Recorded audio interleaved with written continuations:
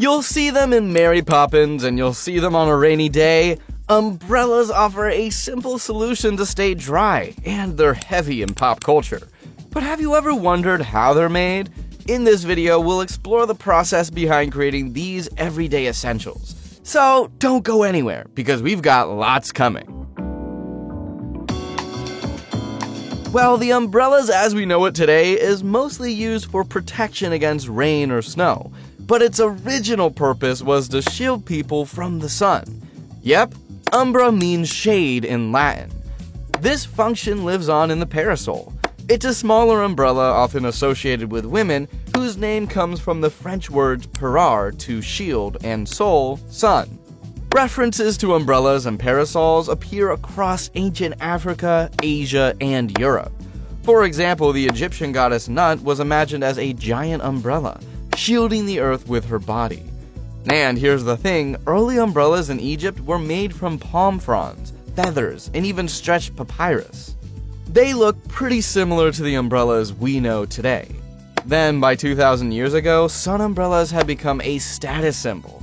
Wealthy women in Greece and Rome loved it. In fact, they were so associated with women that men who dared use them were ridiculed. Around the 1st century AD, Roman women began oiling their paper sunshades, adapting them for rainy weather.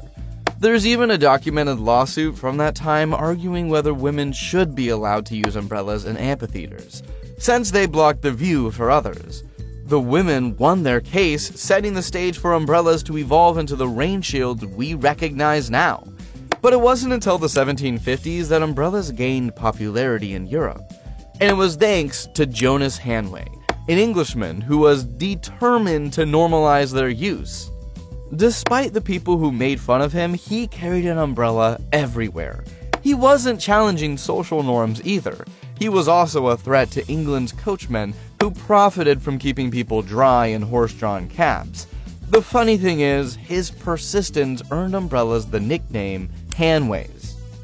Following in his footsteps, John Macdonald, another Englishman, carried umbrellas in the late 1700s. And he was judged for it the same way. By the 19th century, umbrellas became a staple for both practicality and fashion. Wealthy gentlemen sought out custom handles that concealed items like flasks, daggers, or writing pads. Etiquette even demanded that a proper Englishman's outfit include a hat, gloves, and an umbrella. How times changed. Today, these accessories are mass-produced with comfort, durability, and ease of use in mind. It makes sure they remain an indispensable part of daily life. Let's face it, the materials used to make umbrellas have come a long way over the years. One big breakthrough happened in the early 1850s. This is when Samuel Fox introduced the idea of using U-shaped steel rods for the ribs and stretchers. This made umbrellas lighter, stronger, and much easier to carry. All big wins. Before this, English umbrellas were made from cane or whalebone. These were so bulky and awkward to use, especially the whalebone ones. But now, umbrellas are crafted using a hand assembly process that doesn't require highly skilled workers for most of the steps. It all starts with the shaft, which can be made from wood, metal, or fiberglass. Once the shaft is ready, the ribs and stretchers are put together. After that, the canopy is sewn together by hand. This is usually made from nylon. A standard umbrella has 8 sections in its canopy. These are carefully stitched to make sure they're sturdy and can fold neatly. Modern rain umbrellas are designed to handle whatever the weather throws at them. And one material is king here. Nylon fabric is a popular choice for umbrellas. It's water-resistant, dries fast, folds easily, and comes in many colors and patterns. Rounded ribs and stretchers are common in parasols and patio umbrellas. Thanks to advancements in metal technology, they're now used in some rain umbrellas too. Now, let's look at how modern umbrellas are made in factories. It's crafted using a hand assembly process that balances simplicity with precision. While some parts require extra care, most of the work can be done by semi-skilled workers. And it's all about the details. Throughout the process, every decision, big or small, plays a role in determining the final quality. Even though a well-made umbrella doesn't have to cost a fortune, the materials and manufacturing choices matter. They can directly impact durability and performance. One of the most recent advancements in umbrella design is the collapsible rain umbrella. These compact marvels fold down to about a foot long, making them incredibly convenient. They're a bit more complex mechanically than traditional stick umbrellas, but still rely on the same basic principles. The key difference lies in the shaft. Collapsible umbrellas use a two-piece design that telescopes into itself. It even includes an extra set of runners to support the canopy. While collapsibles are impressive, let's take a closer look at how the classic stick umbrella is made. It all begins with the shaft. Now, this is the backbone of the umbrella. This is typically crafted from wood, steel, or aluminum. The thickness matters a lot here, and it should be around 3/8 of an inch. Fiberglass or plastic shafts are also common, especially for larger umbrellas like the ones used on golf courses. When wood is used for umbrellas, ash trees are a top choice. Rowan wood from Asia is especially popular for its strength and durability.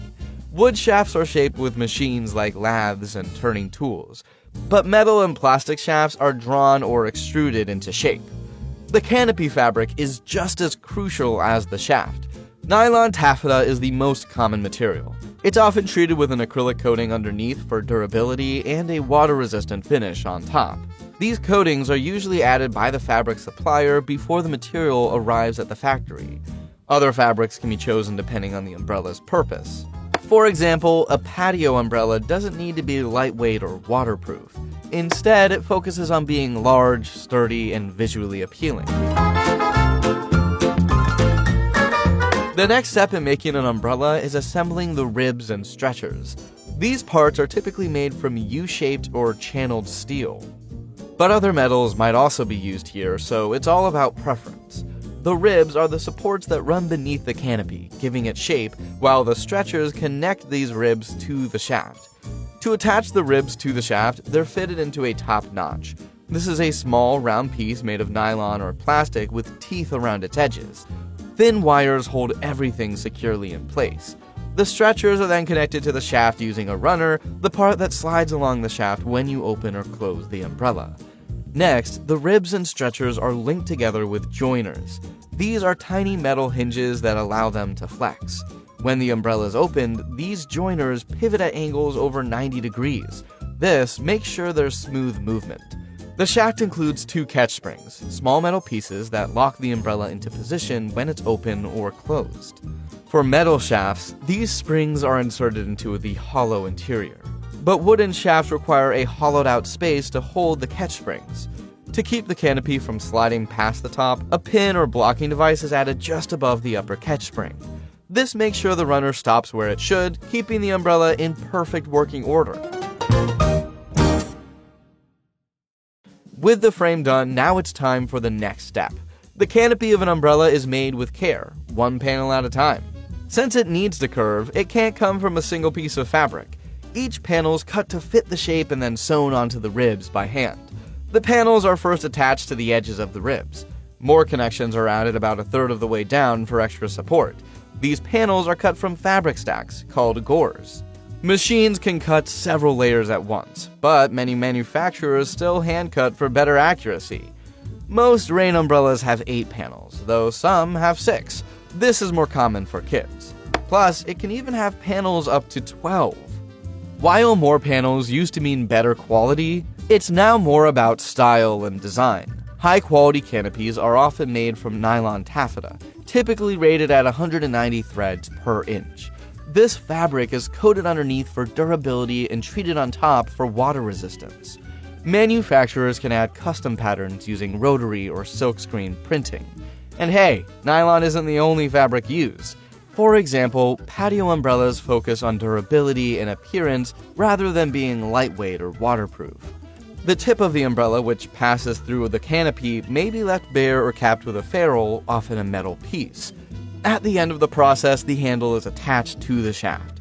Handles can be made of wood, plastic, metal, or a mix of materials. Some are screwed on, but stronger umbrellas use glue for a firm hold. Finally, the rib ends are finished. These stick out slightly past the canopy. They can be left bare or fitted with small caps made of plastic or wood. These caps are either pushed, screwed, or glued into place, and if you want more security, you can even sew them on. The handle is the final touch that completes the umbrella. It can be made from wood, plastic, or metal. Each of these offers a unique feel and aesthetic. Once the handle's ready, it's carefully attached to the shaft. High-quality umbrellas often use strong adhesives to secure the handle firmly, but some others may rely on screws. This step makes sure that the umbrella is comfortable to hold and durable enough to withstand regular use. But before the umbrellas are shipped out, there's another step. They have to go through a thorough quality control process. This step makes sure that every umbrella meets the manufacturer's standards. Inspectors check for issues like loose stitching on the canopy, misaligned ribs, or faulty catch springs. Any umbrella that doesn't meet the criteria is fixed or discarded to maintain quality and customer satisfaction. Now, if you want a foldable one, the process is a little different. It's a little more complex than stick umbrellas. These compact designs use a two-piece shaft that slides into itself. This feature allows them to fold down to a handy, portable size. Foldable umbrellas also need an extra set of runners at the top. These runners support the folding mechanism, making sure the umbrella opens and closes smoothly. While the basic principles are the same, putting together these parts requires greater precision. After passing quality checks, umbrellas are carefully packaged to keep them safe during transit. Packaging depends on the type of umbrella and its market. Some are wrapped individually in plastic or fabric sleeves. Others are boxed in bulk for wholesale distribution. Once packaged, the umbrellas are shipped out. They go to stores or directly to customers, ready to shield them from the weather.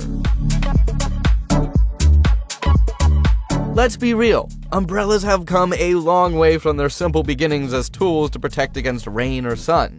In the past, they were purely practical. Now, they're so much more. They've evolved into fashion accessories and symbols of personal style.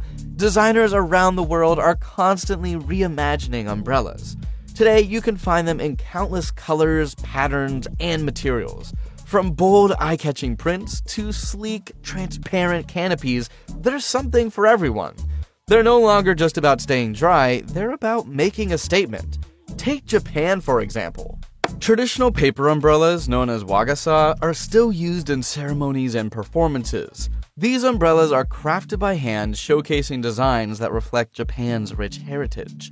Similarly, in India, brightly colored umbrellas are central to the famous Thrissurpuram festival. Customization has added a new level of uniqueness to umbrellas. It's now easy to order one that fits your exact needs. Want your company logo on it? No problem. Prefer UV protection or wind-resistant frames? You've got options. And for the tech-savvy, smart umbrellas are here. These innovative models come with built-in weather alerts and GPS trackers, so you'll never forget where you left yours. Umbrellas are now designed to fit every lifestyle. Compact models are perfect for tossing into a bag, always ready when you need them. Oversized golf umbrellas provide maximum coverage, keeping you and your gear dry. Many umbrellas are made from synthetic materials that take years to decompose.